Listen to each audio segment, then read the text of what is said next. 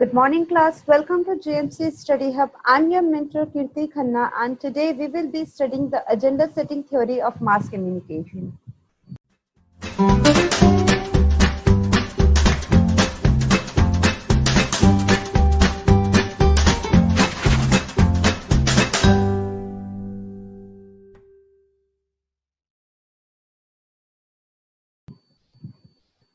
Agenda setting theory is one of the sociological theories studies because in this we study कि कैसे एक society के अंदर जो मीडिया है लोगों को इन्फ्लुएंस करता है, ठीक है, वो उनके इंटरेक्शन को इफेक्ट करता है, वो उनके इंटरेक्शन को अफेक्ट करता है और कैसे उनको एक एक गाइड करता है कि इस तरीके से सोचो, ठीक है. This theory was given by Maxwell Macomb and Donald L. Shaw. Basically इस थ्योरी का जो आइडिया लिया गया है या इस थ्योरी का जो इस थ्योरी को जब इजाद किया जा रहा था तब ये it was in the context of election campaigns को स्टडी करने के बाद ही लास्टली इस थ्योरी को बनाया गया था. ये 1972 में इसको बनाया गया था और यूएस 1968 इलेक्शंस को स्टडी किया गया था, राइट. सो इसमें एजेंडा जो वर्ड है, एजेंडा का मतलब होता है सिलेक्शन ऑफ आइटम्स. मतलब आप जो आइटम्स हैं उनको अरेंज करोगे. किसी भी चीज को आप अरेंज करते हैं इस वे में कि प्रायोरिटी वाइज कि आपकी इसमें प्रायोरिटी क्या है, इम्पोर्टेंस क्या है. सेम वे न्यूज को भी अरेंज किया जाता है कि कौन सी न्यूज ज्यादा इम्पोर्टेंस की है या कौन सी इंफॉर्मेशन का ज्यादा रेलेवेंस है, ठीक. और प्रेस हमें ये तो नहीं बताती कि हम क्या सोचें, लेकिन टू सम एक्सटेंट वो हमें बताती है कि हम किसके बारे में सोचें. क्या सोचना है ये हमारा डिसीजन है. अगर आपको उसने बता दिया कि आप इसके बारे में सोचो तो आपको पता है कि आपको इसके बारे में क्या सोचना है. पॉजिटिव नेगेटिव वो आपके फ्रेम ऑफ रेफरेंस पे डिपेंड करता है, लेकिन प्रेस हमको ये बता देती है in according to agenda setting theory कि आपको किस चीज के बारे में सोचना है, राइट.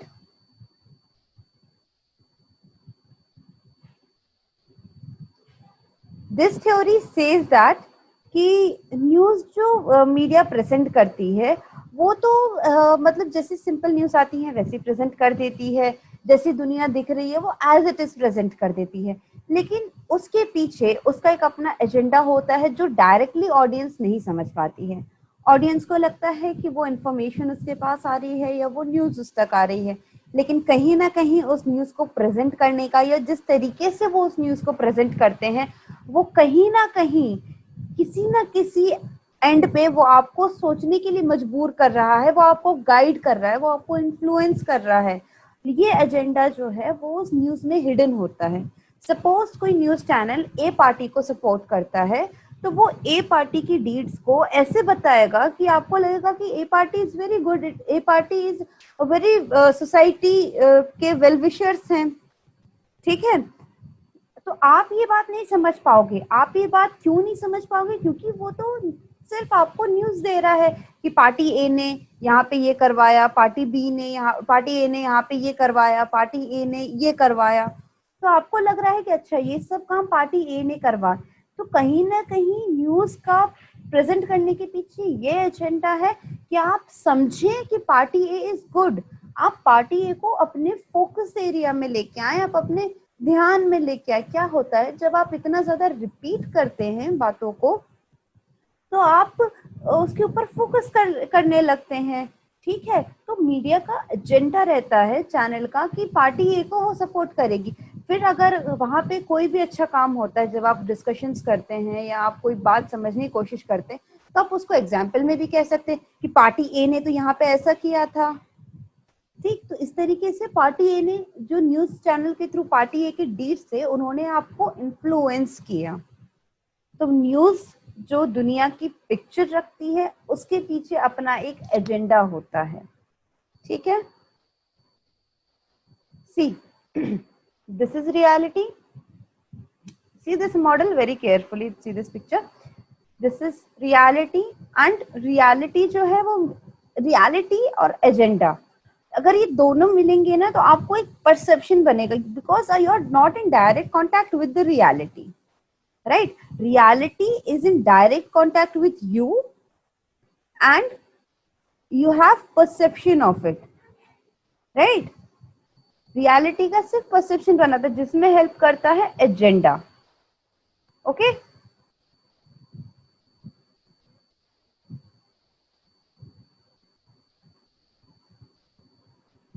मैक्सवेल मैकॉम या डोनाल्ड शॉ ने 3 चीजों को समझाने की कोशिश की है। पहली है gate keeping. Gate keeping theory हम ऑलरेडी पढ़ चुके हैं। अगर आपने मेरा वीडियो नहीं देखा है तो जेएमसी स्टडी हब पर जाएं और मेरा गेट कीपिंग थ्योरी का वीडियो जरूर देखें।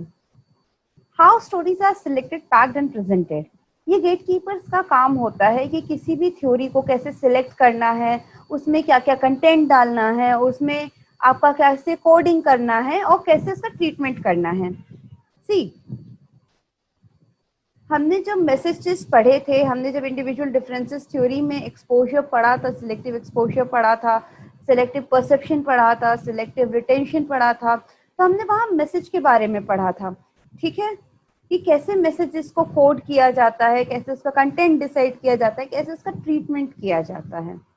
ओके हमने एलिमेंट्स ऑफ न्यूज में भी ये पढ़ा है। अगर आपने मेरे elements of and characteristics of mass communication या individual differences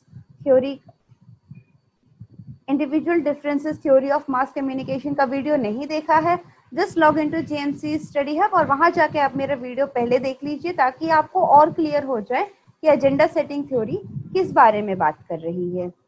so gate keeping theory says that कि कैसे स्टोरीज को सिलेक्ट किया जाता है, कि लोगों तक क्या पहुंचाना है, कैसे पहुंचाना है और उनको किस वे में पहुंचाना है, ठीक है। Second one is the resulting agenda. Agenda को उसमें कैसे फिट करना है, कि जो एजेंडा है वो ऐसे फिट करना है हमें कि लोगों को पता ना पड़े और हम उन्हें तक वो बात पहुंचा दें, उनको ये बात पता ना पड़े कि हाँ उन तक ये मैसेज आ रहा है, फिर भी ये मैसेज कहीं ना कहीं इंफॉर्मेशन में हिडन होके ये इंफॉर्मेशन को इन्फ्लुएंस करता है। And the third is the effect, what people think about the relative importance of the issue. जो भी इश्यूज हुए हैं या जो भी इवेंट्स हो रहे हैं हमारे आसपास, लोग उसके बारे में क्या सोचते हैं, दैट इज ऑल्सो इम्पॉर्टेंट। मतलब गेट कीपिंग, रिजल्टिंग एजेंडा और इफेक्ट्स, इन तीन चीजों को, गेट कीपिंग, रिजल्टिंग एजेंडा और इफेक्ट्स, इन 3 चीजों को थ्योरिस्ट ने एक्सप्लेन करने की कोशिश की है कि हाउ, द सेकंड पॉइंट, कि how you have to fit the agenda in the message, the resulting agenda. Okay, कि अल्टीमेट हमारा एम क्या है, लोगों तक हमारा एजेंडा पहुंचे, क्योंकि ये स्टडी यूएस इलेक्शंस के टाइम पे की गई थी, इसीलिए यहाँ पे एजेंडा को फोकस में रखा गया है। Media attempts to influence viewers. Of course media का काम है कि व्यूअर्स को इन्फ्लुएंस करना, क्योंकि उसने एक एजेंडा सेट कर लिया है कि आप, उसका ये एजेंडा है, लोगों तक उसे मैसेज पहुंचाना है।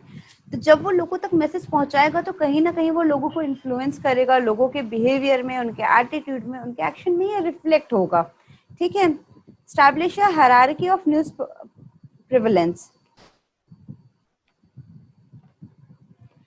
सी, जो इम्पोर्टेंट न्यूज है उसको सबसे प्रायोरिटी में प्रेजेंट करना है, उसकी फ्रीक्वेंसी ज्यादा होनी चाहिए, उसकी कंसिस्टेंसी होनी चाहिए। तो इस तरीके से उनको एक हायरार्की स्टैब्लिश करनी है कि फर्स्ट जो है वो मोस्ट इम्पॉर्टेंट न्यूज जाएगी, सेकंड जो है वो थोड़ी उससे कम इम्पोर्टेंस की जाएगी, थर्ड जो है वो थोड़ी लीस्ट इम्पोर्टेंस की जाएगी। तो उन्हें एक हायरार्की बनाकर रखनी, सो दैट लोग उस एजेंडा से डाइवर्ट ना हो।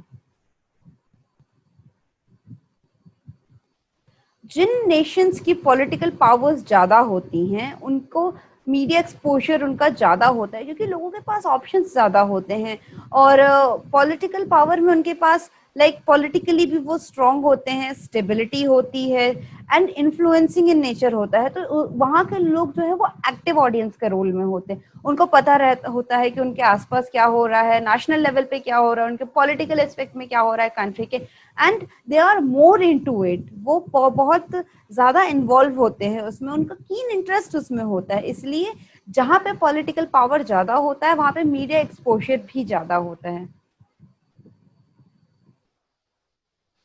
But this is driven by media's bias, as I said already कि ये थ्योरी इलेक्शन के टाइम पे स्टडी की गई थी और बनाई गई थी, तो उसके लिए मीडिया बायसनेस शो किया गया है। पार्टी चैनल 1 फेवर्स पार्टी ए, चैनल 2 फेवर्स पार्टी बी।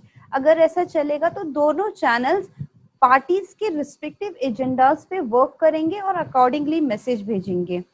तो ये मीडिया का जो बायस है वो पॉलिटिकल हो सकता है, पॉलिटिकली इन्फ्लुएंस होगा, कल्चरली इन्फ्लुएंस्ड होगा और इकोनॉमिकली इन्फ्लुएंस होगा। सी, अगर कोई कंट्री इकोनॉमिकली स्ट्रांग नहीं है तो सबसे बड़ी बात तो वो कल्चरल इंफ्रास्ट्रक्चर लैक करेगी, उसके पास प्रोफेशनल्स नहीं होंगे, उसकी प्रायोरिटीज कुछ और होंगी, उसके पास टारगेट ऑडियंस नहीं होगी। सो एजेंडा सेटिंग थ्योरी को ऑपरेट करने के लिए पॉलिटिकल और कल्चरल स्टेबिलिटी होना बहुत जरूरी है। और साथ ही साथ इकोनॉमिकल तो इम्पॉर्टेंट है ही, क्योंकि कल्चरल अगर डाइवर्सिटी या स्टेबिलिटी है तो that means it has a plenty of target audience. उनके पास इजीली बहुत सारे टारगेट ऑडियंस अवेलेबल है जिससे वो इजीली इन्फ्लुएंस कर सकते हैं। Okay, so this theory predicts if a particular news is prominently and frequently presented, people will treat it as important, right? अगर हम एग्जाम्पल लें कि सपोजिटली हम न्यूज से हट के दूसरे एग्जाम्पल लेते हैं कि जब न्यू 31 दिसंबर और 30 दिसंबर, 31 दिसंबर, 1 जनवरी, 2 जनवरी को जो न्यू ईयर टाइम है या न्यू ईयर ईव है, उस टाइम पे आप नोटिस करेगा not in India but around the world cigarette के एडवर्टीजमेंट्स बढ़ जाते हैं, बहुत फ्रीक्वेंट हो जाते हैं टेलीविजन पे। क्यों? क्योंकि हम ये सब जानते हैं कि जैसे ही न्यू ईयर आता है तो कई लोग न्यू ईयर पे सिगरेट क्विट करने की या स्मोकिंग क्विट करने के रेजोल्यूशंस लेते हैं कि मैं अगले साल से स्मोकिंग क्विट कर दूंगा। सो अब ऐसे लोग अगर रेजोल्यूशन ले लेंगे या लोग सिगरेट पीना कम कर देंगे तो क्वाइट ऑब्वियस वो कंपनीज लॉस में जाएंगी। इसीलिए वो कंपनीज न्यू ईयर के आसपास बहुत ज्यादा एडवर्टाइज करती हैं, और अगर वो फ्रीक्वेंटली एडवर्टाइज करेंगी तो उनके टारगेट ऑडियंस जो है वो स्मोकर्स हैं, and smoker won't be able to leave his habit. इसीलिए वो उसके लिए वो चीज एक क्रेविंग्स है। ऐसे ही अगर हम न्यूज की बात करते हैं पर्टिकुलरली, तो जो भी इम्पोर्टेंट न्यूज है, सपोज जो नेशनल इम्पोर्टेंस की न्यूज है, या अगर आप रीजनल चैनल देखें तो आपके जो रीजनल इम्पोर्टेंस की न्यूज है वो बहुत फ्रीक्वेंटली प्रेजेंट की जाती है, सो दैट लोगों के दिमाग में वो न्यूज रहे। जैसे ही कोरोना आया था वर्ल्ड में या इंडिया में फर्स्ट टाइम, हर न्यूज चैनल पे वही था, वही दिखाया जा रहा था कि फर्स्ट केस कहाँ आया, फर्स्ट केस कैसे आया, ठीक है, ये कैसे स्प्रेड हो रहा है, उसको बहुत रिपीटेडली दिखाया जा रहा था, so that people treat as important. और लोगों के दिमाग में वो बात बैठ गई थी that yes corona is dangerous. Until and after the lockdown was imposed, फिर भी लोग कंटिन्यूसली उसको देख रहे थे डिस्पाइट नोइंग कि वो लोग इससे बिना बाहर जाए अफेक्टेड नहीं होंगे। Okay, see this model somehow states the agenda setting theory. Something is known as media reality. You can see it here. See, this is the reality. Just come to this is the first point. Okay, this is the reality. Okay, political, economical, science, society, social science, anything could be the reality, whether it's politics or it's economics or it's science, कोई भी technological enhancement है या social science है, कोई भी बातें हैं तो वो आपकी reality है। तो वहां पे मीडिया अपना एजेंडा फिट करती है, right? This is the agenda fitted by media, और फिर वही उसको ये दिखाती है मीडिया रियलिटी। तो डायरेक्ट इम्पैक्ट कैसे होगा अगर reality is shown directly to people, but ऐसा नहीं होता है। इसमें जो मिर्च मसाला डाल के मीडिया दिखाता है, this is the media reality. Okay, see, तो एजेंडा के साथ मीडिया इस चीज को ऐड करके फिर आपको दिखाता है। रियलिटी में कुछ ऐड किया और फिर मीडिया ने ये चीज आपको दिखाई। ओके, सो कंटेंट एनालिसिस करके, कोडिंग करके, उसमें कुछ एड ऑन्स करके अगर डायरेक्ट इम्पैक्ट दिखाएगा तो हो सकता है उस चीज को आप उतना इम्पोर्टेंट कंसिडर नहीं करें, लेकिन जैसे ही मीडिया उसमें कुछ मिर्च मसाला डाल के उसको इंटरेस्टिंग स्टोरी बना देता है, या उसको like suppose take example of Aarushi murder case, उस टाइम पे मीडिया के रोल को आप चाहिए और देखिए किस तरीके से मीडिया एजेंडा सेटिंग थ्योरी वहां काम की है। वहां आप तब बेटर समझ पाएंगे कि किस तरीके से मीडिया जो है वो ड्राइव करती है चीजों को। या किसी भी पॉलिटिकल इलेक्शंस में आप देख लीजिए, this work is done by this work is done by this. Media reality जो है वो लोगों को एक चश्मा पहना देती है, ठीक है, कि आपको जो देखना है वो आप इस चश्मे के थ्रू देखिए। Okay, just let me remove all this, right. Coming to the next, see there are two levels of agenda setting theory, the first level and the second level. The first level is usually used by the researcher to study media uses. First level का जो first level का audience पे कोई लेना देना नहीं है, ये काम सिर्फ रिसर्चर की आती है कि जो media use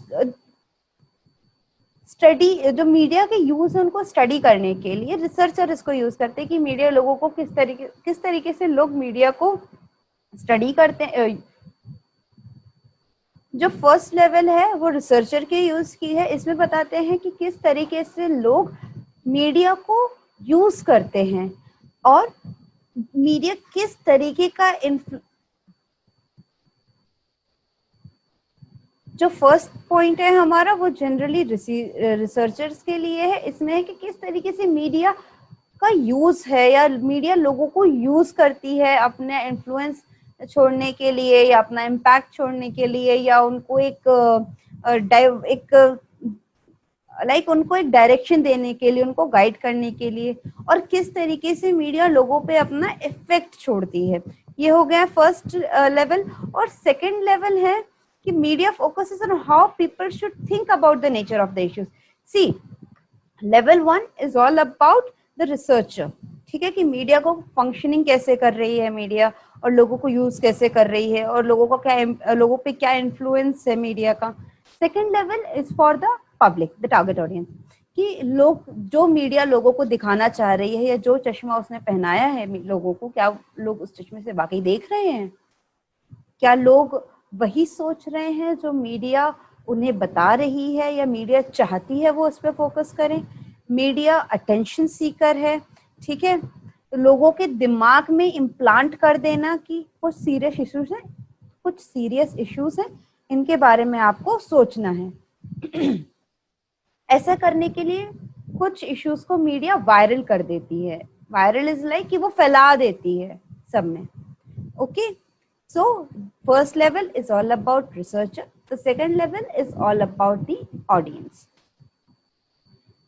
There are two terms, just let me put it here so it's easy for you to watch. I hope it's clear now. Yeah, see there are two terms given in agenda setting theory. The first one is priming, the second one is framing.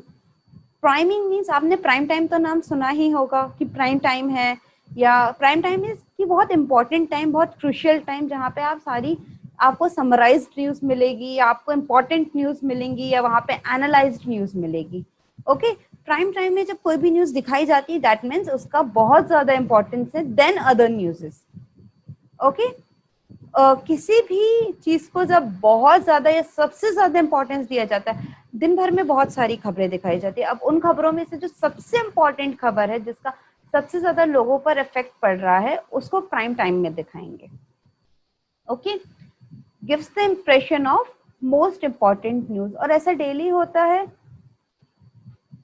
और इसका focus होता है कि आपको क्या present करना है। Priming means क्या प्रेजेंट करना है आपको।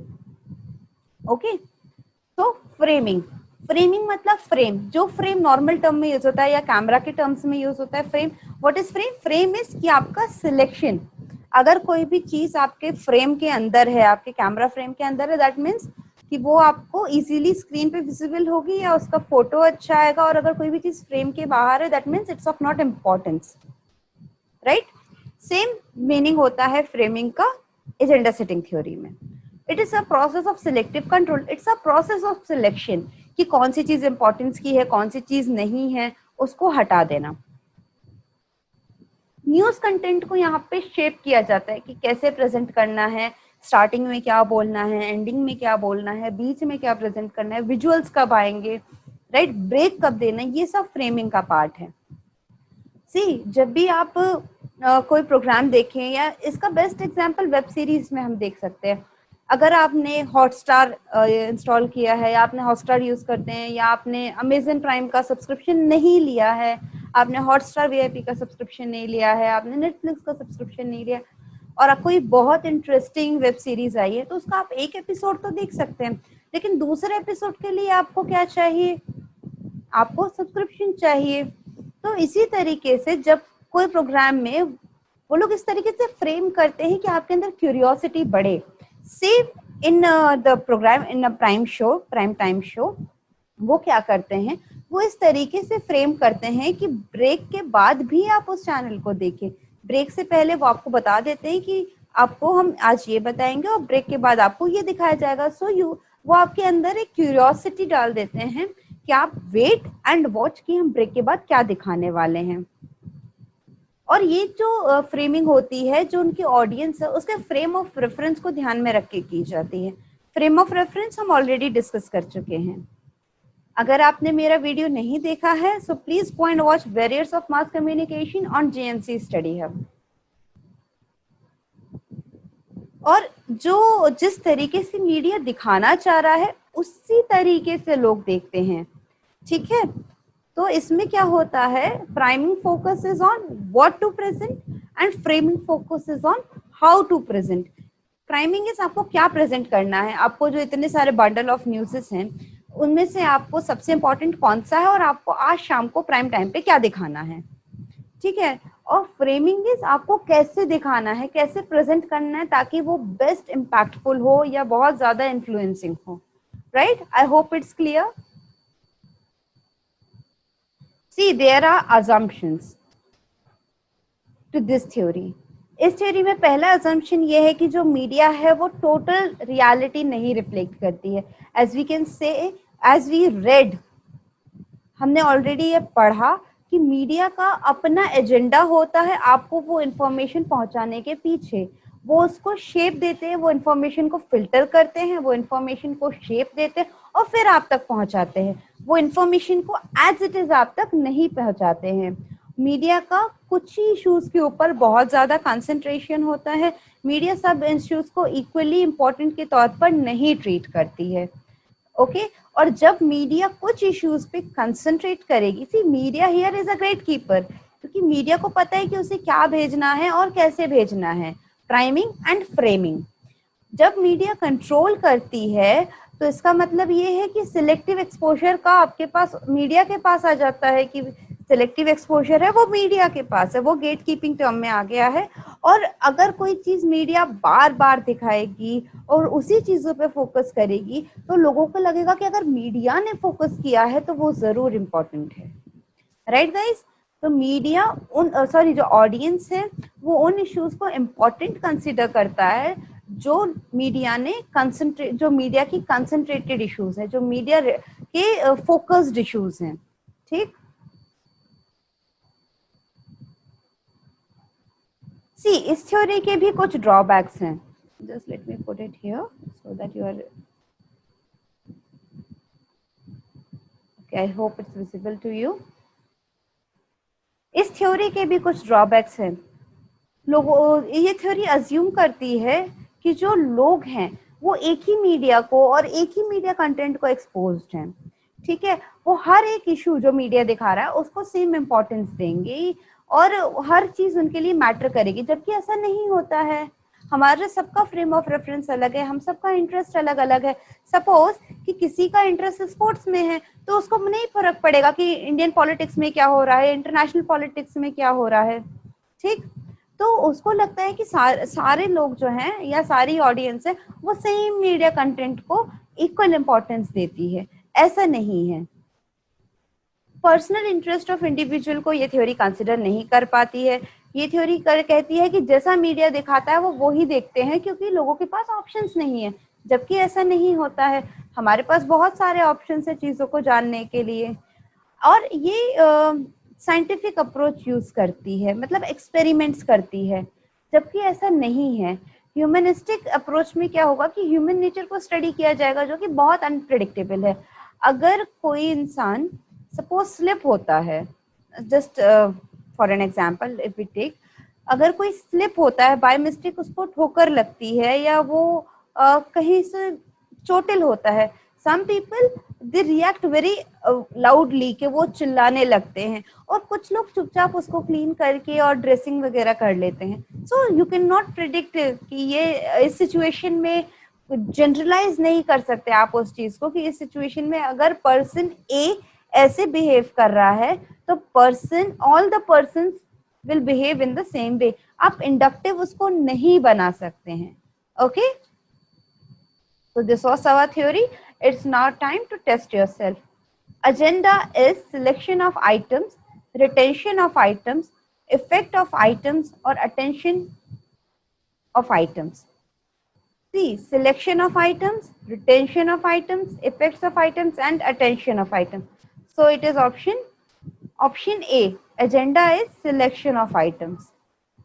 Okay, you select item which is your agenda. Right? Agenda setting theory is born from the field of history, psychology, political sociology.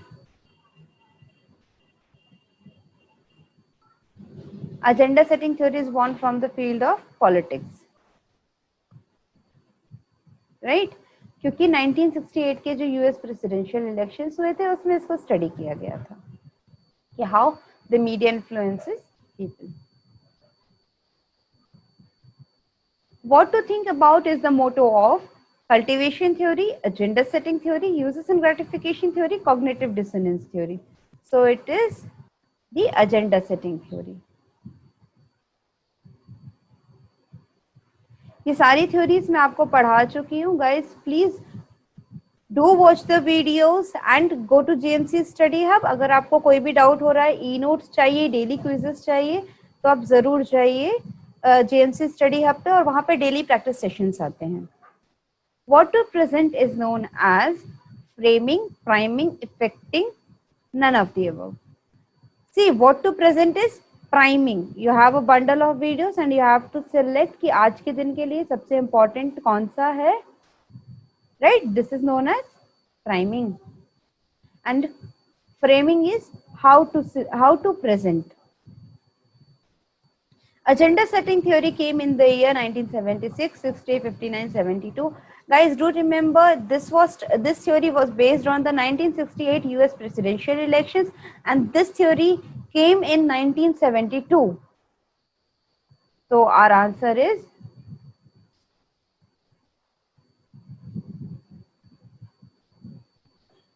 (1972). I hope ये थ्योरी आपको क्लियर हो गई होगी. अगर नहीं हुई है please let me know in the comment section. अगर कोई भी डाउट, क्वेरीज या क्वेश्चंस है तो आप प्लीज कमेंट कर दीजिए. मैं वहां पे आपको आपके आंसर जरूर दे दूंगी. Thank you for studying at JMC study hub. Please do like, share and subscribe our channel.